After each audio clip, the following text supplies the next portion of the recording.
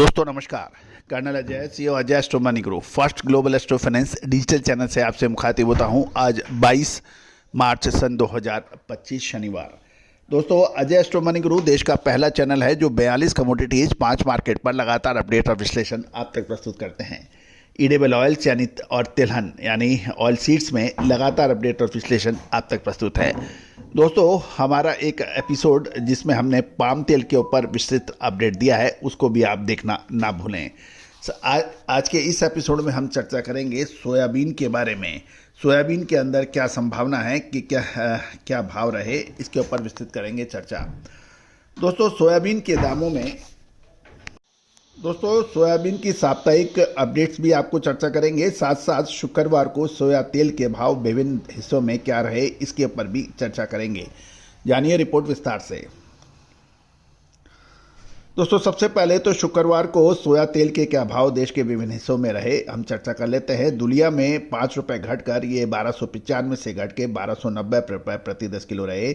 लातूर के अंदर 1285 में कोई परिवर्तन नहीं रहा। अकोला में भी कोई परिवर्तन 1285 पे नहीं रहा। नांदेड़ के अंदर भी 1285 के भाव रहे, कोई चेंज नहीं रहा। सोलापुर में और कोटा के अंदर भी कोई परिवर्तन नहीं रहा। सोलापुर में 1285 और कोटा के अंदर 1280 रुपये रहे। दुलिया के अंदर 1295 से 1290 रुपये, 5 रुपये का करेक्शन देखा गया। साथ साथ यदि हम देखें सोयाबीन की आवक में के अंदर उल्लेखनीय प्रगति हुई और सोयाबीन की आवक 1,70,000 बोरी से बढ़कर 2 लाख बोरी हो गई। इसमें मध्य प्रदेश में उल्लेखनीय वृद्धि देखी गई, 80,000 बोरी से बढ़कर 1 लाख बोरी हो गई। महाराष्ट्र में 75,000 बोरी से बढ़कर 85,000 और राजस्थान में 8,000 बोरी में कोई परिवर्तन नहीं देखा गया। बाकी देश के अंदर 7,000 बोरी के अंदर कोई परिवर्तन नहीं था, लेकिन मध्य प्रदेश और महाराष्ट्र में आवक के अंदर उल्लेखनीय वृद्धि होकर ये 1,70,000 से 2 लाख बोरी देखी गई। यदि हम साप्ताहिक गणना देखें तो सोयाबीन रिफाइंड इंदौर को यदि बेंचमार्क मान के हम लोग बात करें तो 17 मार्च को 1290 रुपये प्रति 10 किलोग्राम के भाव जो फ्राइडे को जो सप्ताह के शुरुआत में थे, वो लगभग 20 रुपये साप्ताहिक गिरावट के साथ 21 मार्च को 1270 रुपये प्रति 10 किलोग्राम के भाव रहने के समाचार मिल रहे हैं। ये सोया रिफाइंड की बात हो रही है। सरसों की कीमतों में भी साथ साथ थोड़ा एक क्विक ग्लिम्स दे देते हैं। सरसों की कीमत फ्राइडे को 25 रुपये की गिरावट दर्ज हुई और आवक बढ़कर लगभग 14.5 लाख बोरी पहुंच गई है। जयपुर मंडी में कुछ गिरावट मामूली देखी गई है। अब सोयाबीन की जैसे हम लोग आपसे चर्चा कर रहे हैं कि सोयाबीन की कीमतों के अंदर कुछ सुधार देखने को मिला था और कुल आवक बढ़कर 2 लाख बोरी हो गई है। बुधवार को 25 से 50 रुपये प्रति क्विंटल की तेजी दर्ज की गई, जबकि दैनिक आवक बढ़कर 2 लाख बोरी देखी गई। मध्य प्रदेश और महाराष्ट्र की मंडियों में सोयाबीन के भाव 3850 से 4150 रुपये प्रति क्विंटल पर रहे, जो कि पिछले ट्रेडिंग सेशन से 50 रुपये अधिक है। राजस्थान की मंडियों में 3850 से 4,000 रुपये के भाव देखे गए और प्लांट की खरीद में भी 25 रुपये बढ़कर 4,075 से 4125 रुपये प्रति क्विंटल की देखी गई है। गौरतलब है कि सोयाबीन के अंदर आने वाले कुछ समय के अंदर एक महत्वपूर्ण मूवमेंट आने की संभावना बन रही है। इसमें क्या रहा, साथ साथ ये भी हम चर्चा कर लेते हैं कि सोयाबीन के मंडी और प्लांटों के भाव शुक्रवार को क्या रहे। दोस्तों, मध्य प्रदेश की मंडियों में 50 रुपये की प्रति क्विंटल की तेजी देखी गई। 3850 से 4150 के भाव देखे गए, जबकि प्लांट के अंदर 4100 से 4225 रुपये प्रति क्विंटल के भाव थे, 50 रुपये की तेजी के साथ। महाराष्ट्र की भी बात कर लेते हैं तो महाराष्ट्र की मंडियों में 50 रुपये प्रति क्विंटल की तेजी के साथ 3850 से 4150 रुपये देखे गए। प्लांट के भाव 4150 से 4300 रुपये प्रति क्विंटल देखे गए, 50 रुपये प्रति क्विंटल की तेजी के साथ। जहाँ तक राजस्थान की मंडियों की बात कर रहे हैं, 3850 से 4,000 के भाव रहे क्वालिटी अनुसार और प्लांट के भाव में 25 रुपये प्रति क्विंटल की तेजी होकर ये 4,075 से 4125 रुपये के भाव बताए जा रहे हैं और आवक लगभग 2 लाख बोरी की दर्ज हुई है। दोस्तों, आगामी सप्ताह एक निर्णायक मोड़ आने की संभावना है और अप्रैल महीना तो खाद्य तेलों के लिए विशेष महत्व रखेगा क्योंकि सरसों की फसल पूरे फुल फ्लैश आ जाएगी। साथ साथ बायोडीजल, इंडोनेशिया वाली सारी चीज़ें किसी हद तक क्लियर हो जाएंगी। साथ साथ टैरिफ वॉर जो कि अमेरिका द्वारा लगाया गया है उसके अंदर भी कुछ निर्णायक मोड़ अप्रैल महीने में आने की संभावना बढ़ रही है। दोस्तों, अगला एक महीना बहुत महत्वपूर्ण होने वाला है। एक तरफ टैरिफ वॉर चल रही है, ग्लोबल ट्रेड वॉर चल रही हैं, दूसरी ओर करेंसीज के अंदर उल्लेखनीय परिवर्तन देखी जा रही है। शुक्रवार को एक महत्वपूर्ण परिवर्तन करेंसी बाजार में देखा गया। भारतीय रुपया ने मजबूती दिखाई दी, जो कि एक बहुत अच्छे संकेत दिखाई दे रहे हैं। दोस्तों, भारतीय रुपया की मजबूती या कमजोरी हमारे इंपोर्ट बिल को बढ़ाती या घटाती है। गौरतलब है कि लगभग 280 लाख टन की हमारी जो खाद्य तेलों की आवश्यकता है उसकी घरेलू सप्लाई मात्र 80 से 85 लाख टन है।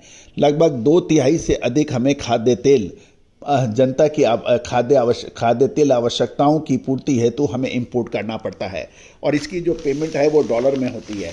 यदि भारतीय रुपया कमजोरी दिखाता है तो इसका असर हमारे इंपोर्ट पर नकारात्मक पड़ता है और भारतीय रुपया यदि मजबूती दिखाता है तो इसका सकारात्मक प्रभाव हमारे इंपोर्ट बिल पर पड़ता है। गौरतलब है कि रुपया ने 2 साल की से जो लगातार नीचे गिर रहा था उसकी सबसे बड़ी छलांग लगा दी है।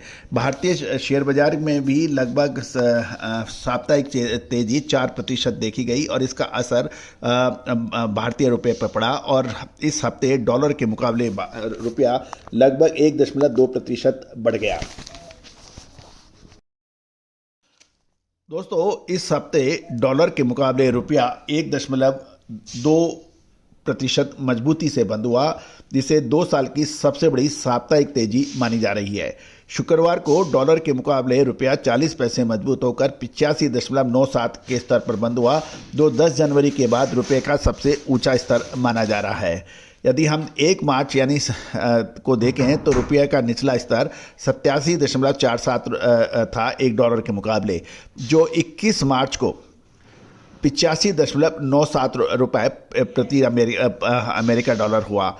यदि हम थोड़ा सा इसका स्तर देख लें कि लगभग 16 मार्च को 86.95 था, जो 21 मार्च को 85.97 पे हुआ। तो यानी साप्ताहिक रूप से देखा जाए तो ये लगभग 1.20% चढ़ा और इस शुक्रवार को ही ये 40 पैसे सबसे अधिक मजबूती से दिखाई दिया। दोस्तों, हम बार बार आपको भारतीय रुपये पर नज़र रखने के लिए क्यों कहते हैं? क्योंकि भारत का एडिबल ऑयल, जितना भी खाद्य तेलों का इंपोर्ट होता है उसका पेमेंट डॉलर टर्म में होता है और डॉलर की मजबूती या कमजोरी भारतीय रुपये के मुकाबले हमारे इंपोर्ट बिल को बढ़ाता या घटाता है। और भारतीय रुपया का मजबूती का प्रमुख कारण ये बताया जा रहा है कि मेन चीज़ ये रहा कि भारतीय शेयर बाजार में विदेशी निवेशकों के लौटने से भारतीय रुपये को सपोर्ट मिला और शुक्रवार को शेयर बाजार लगातार 5वें दिन तेजी में रहा। सेंसेक्स 557 अंकों की तेजी के साथ 76,905 अंकों पे बंद हुआ और निफ्टी गिरावट से खुलने के बाद 160 अंक यानी 0.69 अंक की बढ़त के साथ 23,350 अंकों पे बंद हुआ। यदि सेंसेक्स और निफ्टी का देखा जाए तो इस सप्ताह लगभग 4% से अधिक चढ़ा, जो 4 साल की सबसे बड़ी साप्ताहिक उछाल मानी जा रही है। सेंसेक्स इस दौरान 3,000 अंकों से अधिक तेजी देखी गई, जिससे सप्ताह के में ही निवेशकों की संपत्ति 22 लाख करोड़ रुपए से अधिक बढ़ गई और 22 जुलाई 2021 के बाद सेंसेक्स का ये सबसे अच्छा साप्ताहिक प्रदर्शन माना जा रहा है। दोस्तों, इस तेजी की प्रमुख कारण ये बताई जा रही है कि ट्रंप टैरिफ से अमेरिका में संभावित मंदी के कारण डॉलर में कमजोरी देखी गई और भारत में खुदरा महंगाई दर में गिरावट के साथ औद्योगिक उत्पादन बढ़ने और मजबूत जीडीपी ग्रोथ का अनुमान, ट्रेड डेफिसिट घटने के साथ भारत में विदेशी निवेशकों की वापसी को लौटने में सपोर्ट मिला।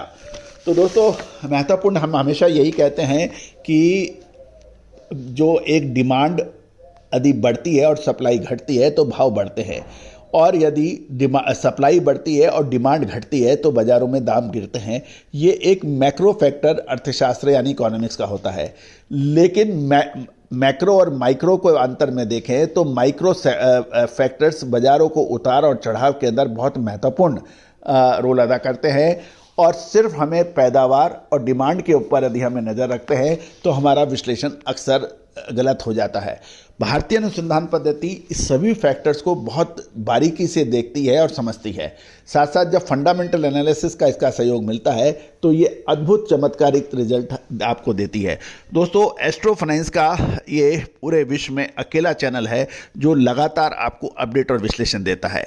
लगभग 2,51,000 से अधिक सब्सक्राइबर, 1,67,00,000 से अधिक व्यू, लगभग 10,500 से अधिक शो इस बात की बिल्कुल स्पष्ट आपको इंडिकेशन दे रहे हैं कि हमारी टीम आपके सहयोग से कितनी मेहनत करती है। दोस्तों, आप भी हमारी विशेष अग्रिम रिसर्च रिपोर्ट प्राप्त करना चाहते हैं तो हमारी रिसर्च में आप भागीदारी कर सकते हैं, वित्तीय सहयोग कर सकते हैं।